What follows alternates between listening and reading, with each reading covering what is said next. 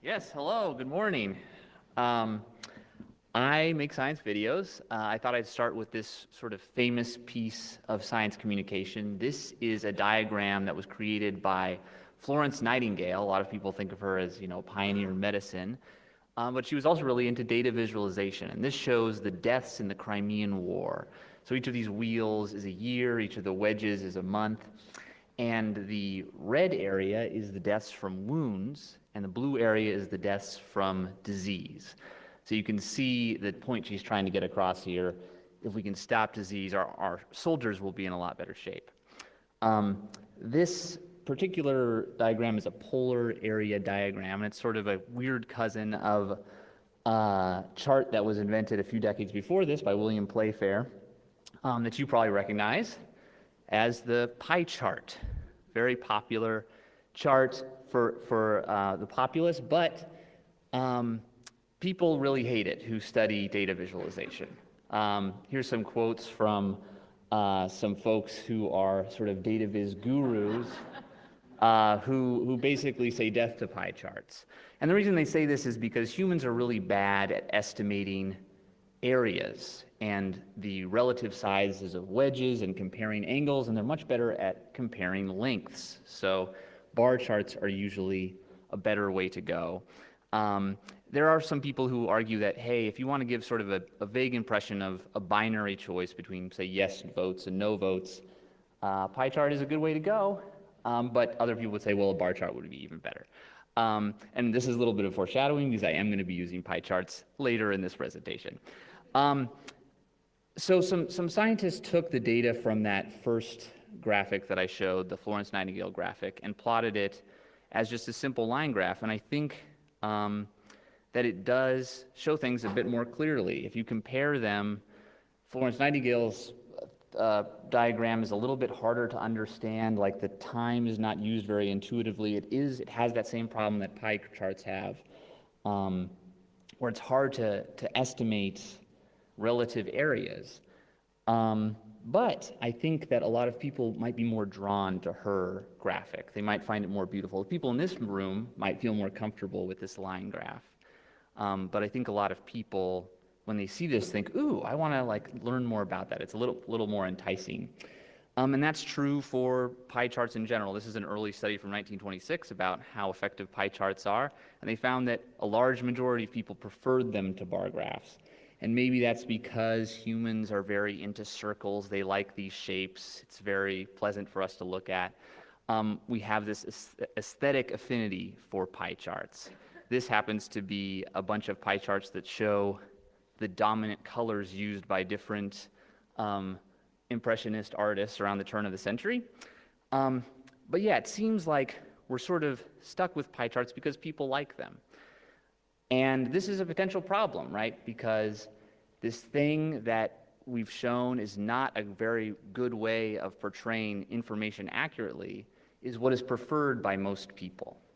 And that is a tension that shows up a lot in science communication, that the things that people are drawn to are not necessarily the things, and this is what one thing that Christy mentioned was, people might be drawn to something that's not very helpful for their understanding.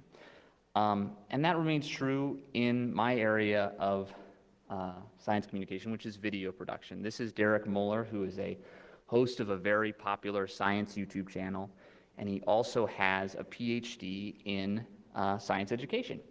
And he did an interesting experiment where he showed students first he gave them a pretest about an area of physics, then he showed them one of two videos, and then he had them take another test. And so on the pretest, the students got 6 out of 26 answers correct. And then half of them were shown a video I'm going to call video 1, which basically laid out the concept very clearly, in a very entertaining way. And the students liked it. They said it was interesting, they said it was fun, and they used the word clear a lot. It was very clear. And better than that, their confidence about their understanding of the material was really increased. They said, I know this now that I've watched this video. So then he gave them the second test, and they got an average of 6.3 correct answers on this test. Not exactly the result that you would want if you're a video creator who's trying to help people understand science. So then he showed the second group of students what I'll call video 2. And this video started by addressing some of the major misconceptions that people had around this area of physics. And it sort of picked those apart. It had people talking about what they believed and then said, well, that's not right. And students did not like this video. They found it confusing. That was the major word they used. And their confidence didn't go up quite as much about the subject matter. But when they took that test, I'm sure you can see where this is going, their understanding had actually increased a lot more. So again, we see this tension between the things that people would seek out, this clear video that was entertaining, that they enjoyed watching, and a video that was confusing but actually helped them understand the information better. So this is the sort of theme that I'm building towards clearly. When I think about science communication, I think about the goal of reaching a large audience with accurate information, or you could reverse that and say, I want to bring accurate information to as many people as possible, with a little caveat of you want to make sure that they trust the information you're giving them. And I think these examples of these videos and these pie charts sort of show that these two parts of this goal are sometimes in opposition. And I talked about pie charts for a long time, but with the remaining time that I have, I'm going to talk a little bit about how I try to find a balance between the different parts of this goal in my work.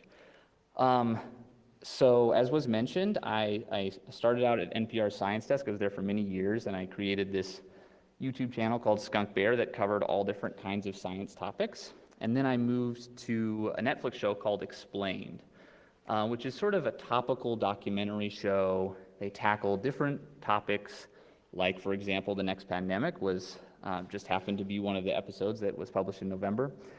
And they tackle these topics and try to cover them in about 20 minutes.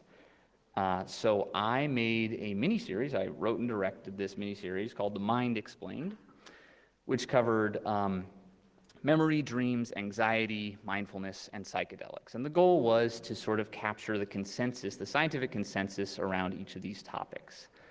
And of course, we wanted as many people as possible to watch it. Especially Netflix was very into that idea. And so how did we go about finding that large audience? Well, this is a screenshot of one of the episodes, and I'll point to a few different things. One is that we got Emma Stone to narrate it, which never hurts to have a little celebrity firepower. But the thing that I want to point out specifically, and it's kind of an obvious thing, if you want more people to engage with your science, you should make it accessible to more people. And so, Netflix translates these things. They have people doing the narration in different languages, and they also have the subtitles translated into a bunch of different languages.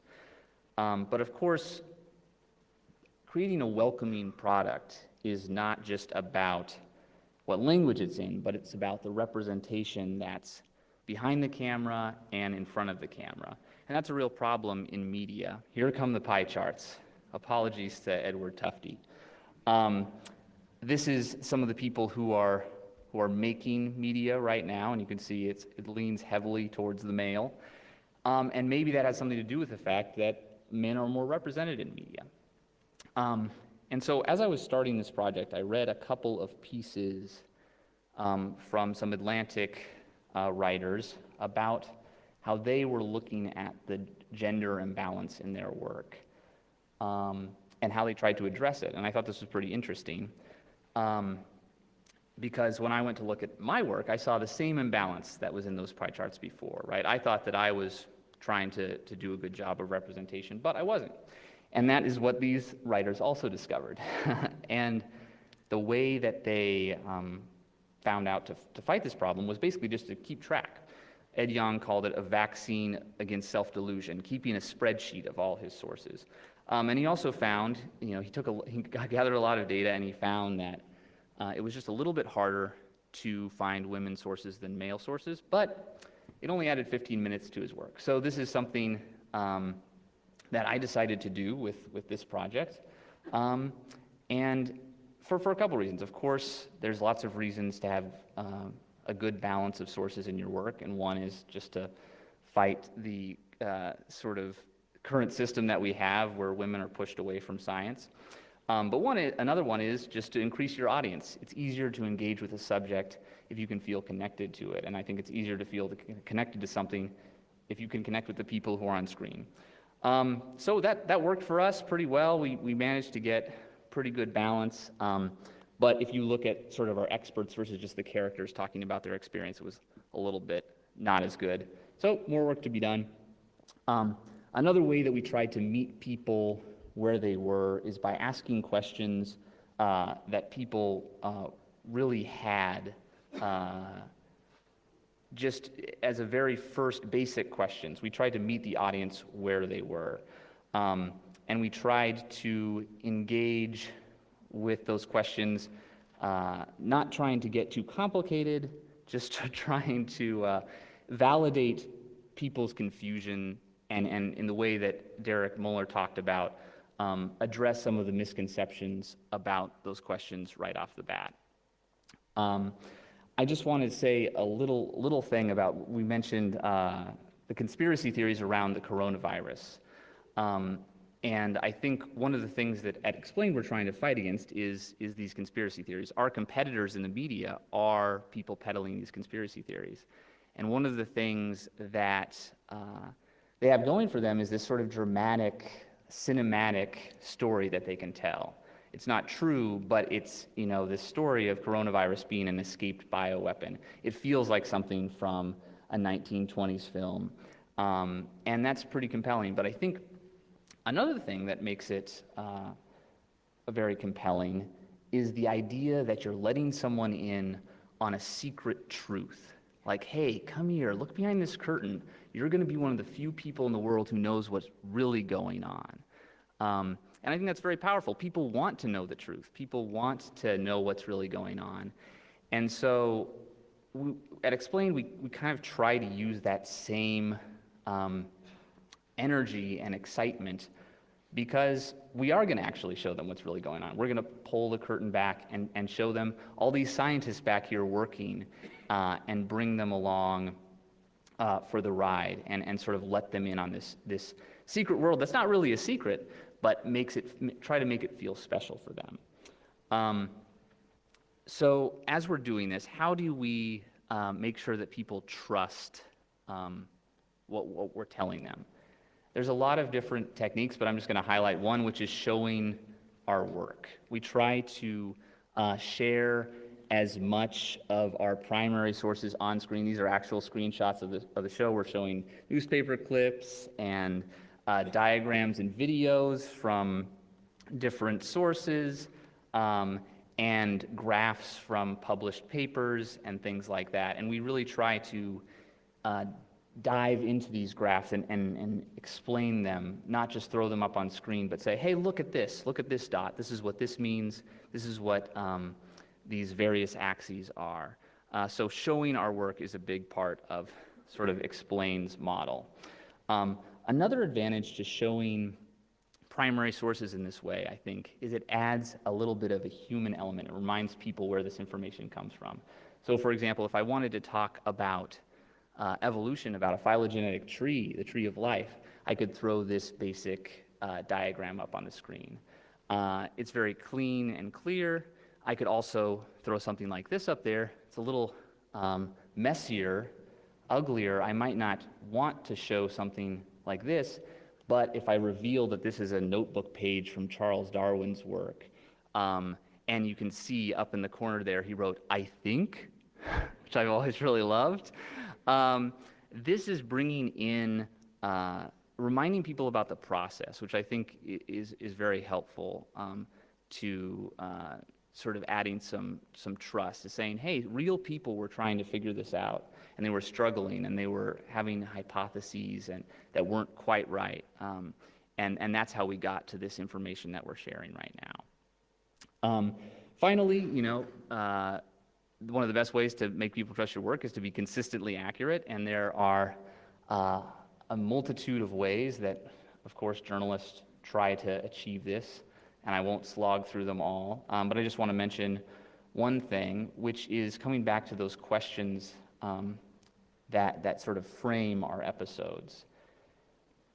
We tried to stay very true to the questions that we came up with before we did much research. We didn't want to frame these episodes around a specific answer and sort of try to prove a thesis, but rather to follow the question wherever it led. And I think that a lot of the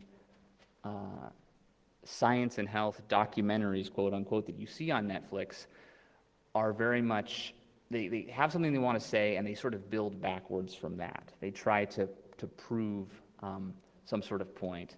Our goal was to highlight the journey towards this information. Start with a question and then invite the audience along to see where it took us. So yeah, that's all I have for you today. Thank you for having me, and hope to talk to you more at the coffee break.